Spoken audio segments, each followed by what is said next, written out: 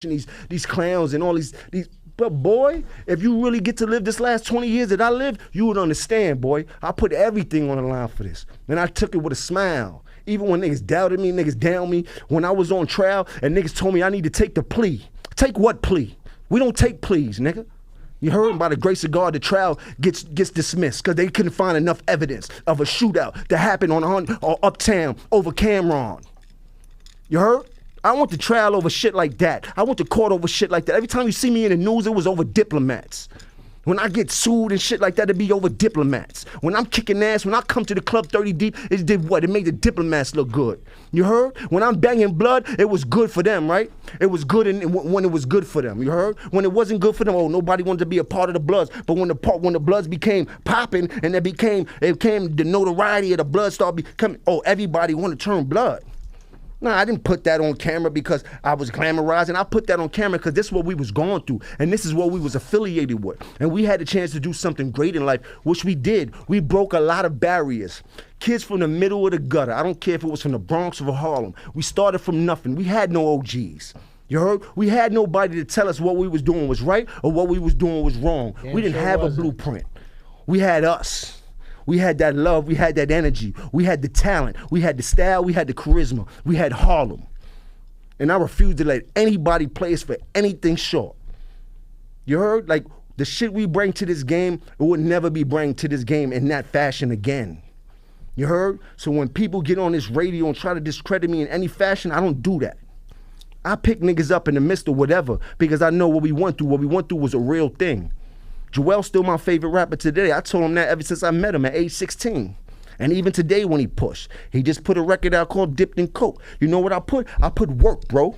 I ain't got time for the frivolous shit. My personal problems has never been about the business. And everybody knows that. You heard? I've done a lot of things off of somebody's ego. A lot of the things that were done right over the diplomats, I feel were done off of good direction. And a lot of times was smart and innovative things came from us, came from me. But a lot of the mistakes that we made were done off of ego, and I was with that. Mm-hmm.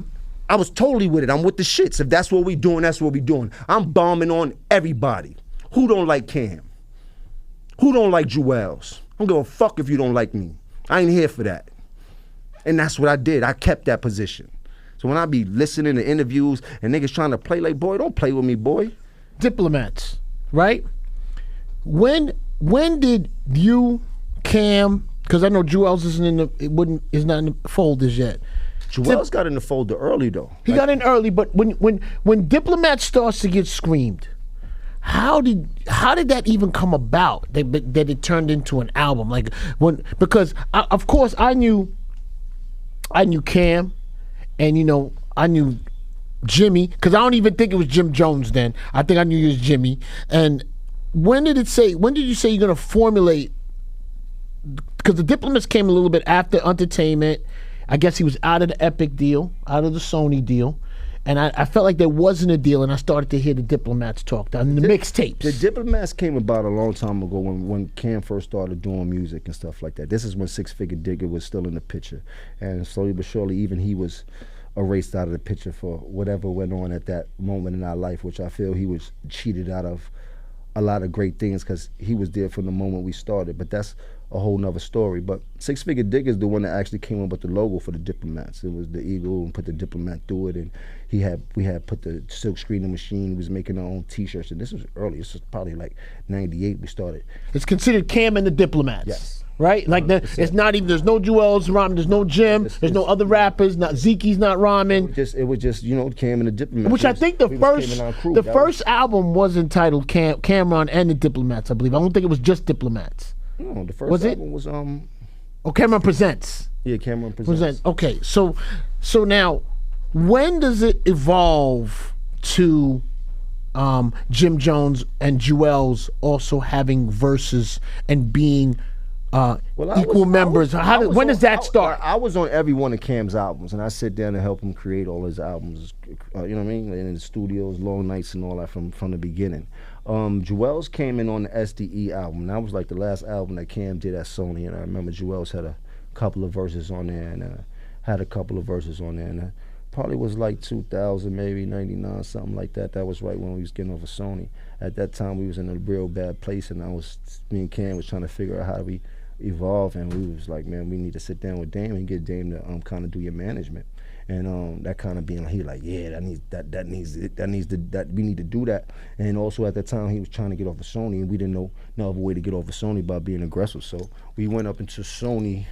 We went to Sony about 40 deep. Who's the Sony person signing at the time? Dave McPherson or something like that. Dave McPherson, what's up, my brother? You made a lot of money. Yeah, we went in Sony with like 40 deep, a bunch of bloods. Me and Mad Disrespectful. Cam had the camera, cornered them, put them on camera.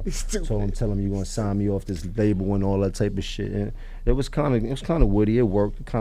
They had the highest security for like a whole year over there. Cops, they thought, you know what I mean? But Cam so he lets him go. He lets him go, and then Dame Dash starts to manage Cam, and just the whole around the whole time, the paid in full thing and all that started coming out, and then it was about to come about, and then he did the Diplomat deal was about to come about. But first Cam did the deal with Rockefeller. He did his first album on Rockefeller. What was that? Come Home With Me.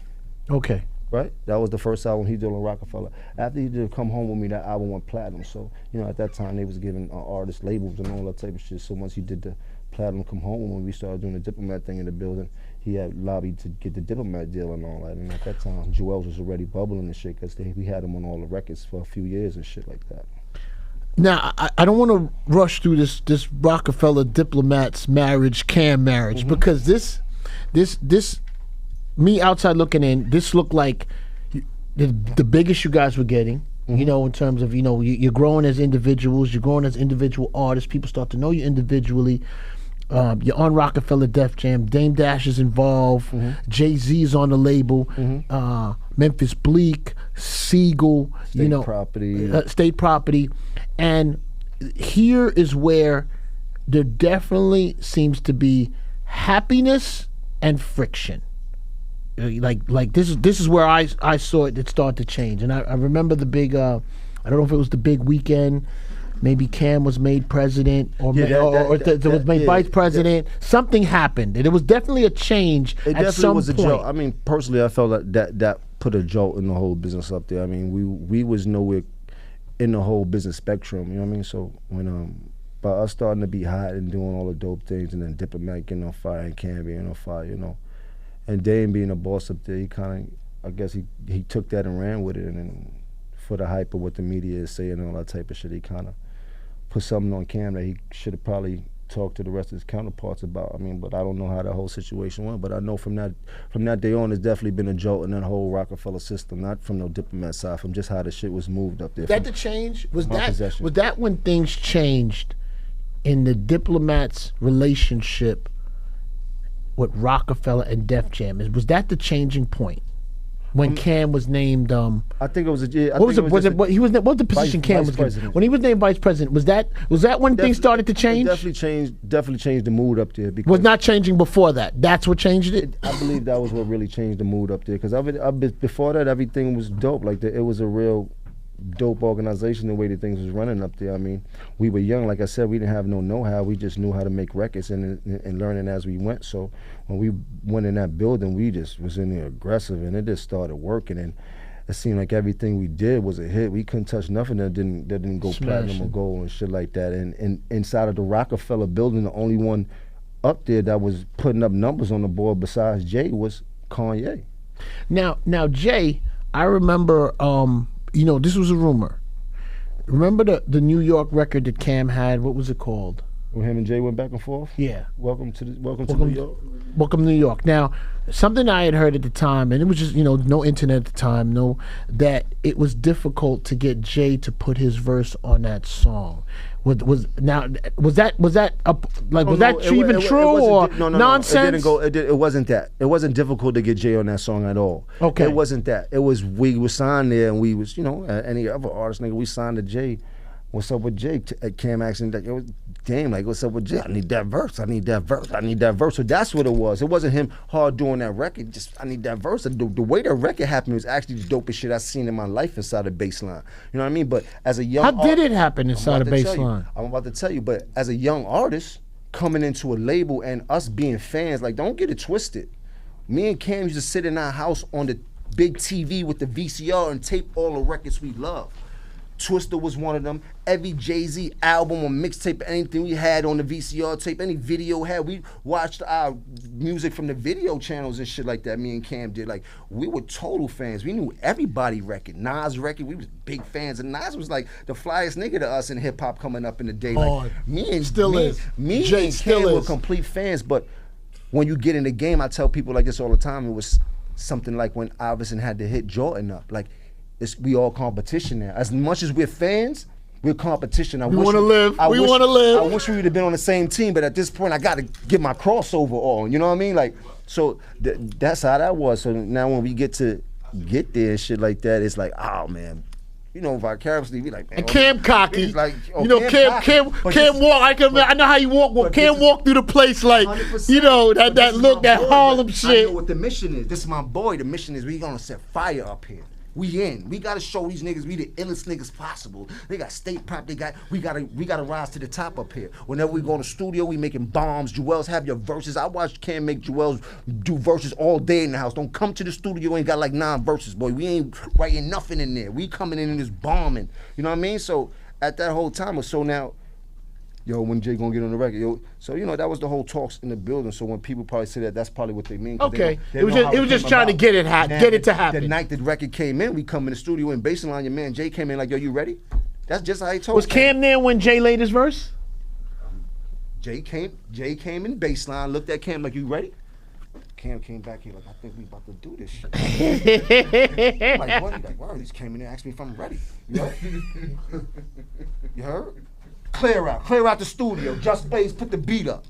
Was it just them two in there? In the studio, yeah. Them niggas wasn't allowed in that shit. And it was just them going, it was the illest shit I seen. Nigga. Cam goes in the booth in like 5 minutes flat. Cam come out, Jay go in the booth like 5 minutes flat. Cam go right back in the booth after that. Jay go right back in the booth after that. Cam go right back in the booth after that. Jay go right back in. Nigga was like, I thought they were swinging at each other. Like, it wasn't nobody gave no time to breathe. Niggas didn't have no, yo, I need to get my ball. Niggas wrote a whole song back to back. Shit was done in like 15 minutes. I'm lying, I'm flying. Ask anybody who was in there that night that witnessed that history would be like, nah, that shit was the illest battle ever. The illest battle ever, nigga. Who we gonna make? We gonna have the best on this song. Nobody's getting spanked. We ain't allowing it.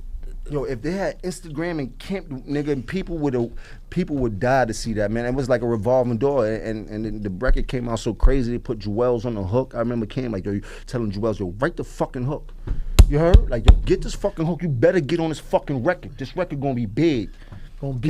Cam was a beast at music when it came to work ethic, and he knew what he needed to hear. He knew how he wanted to hear it. He knew what niggas needed to do. Like, we would be on tour, and I never take nothing away from niggas. We would be on tour, all of us, and Cam would be like, everybody write a 16 before the night is out, and we gonna battle each other at the end of the night. Now, he don't battle because he got the deal, but he making me, Jewels, J.R. Ryder, everybody battle. Every day you gotta write a new 16. This is how deliberate he was when it came to the shit. When Jewels wrote gangster music, and the gangster music. Hey, we was in Chicago when Cam had brought a house in Chicago. Cam was getting all type of money, all type of money. I will not lie. That nigga was I used to see Cam. That nigga was busting up. New York City. I forgot this, Jim. In between when he was signed, I'm gonna tell the story, Cam.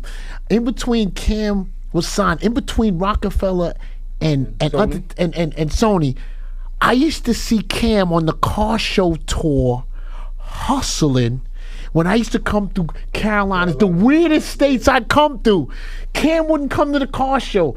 I'd be in the parking lot. He'd come to me, yo, Flex, what up? Because we was all no hat, no nothing. I said, what you doing out here? Embedded in the street, niggas. So you know, there was a gap between Sony and the Rockefeller deal. And he was getting that bread. And in that gap, we all had to get to that bread. You dig? Like, I just chose to stay in the city with it, but he was reporting to the same block I was on to do whatever he was doing. And, you know, we was out in Carolina just having fun and shit like that.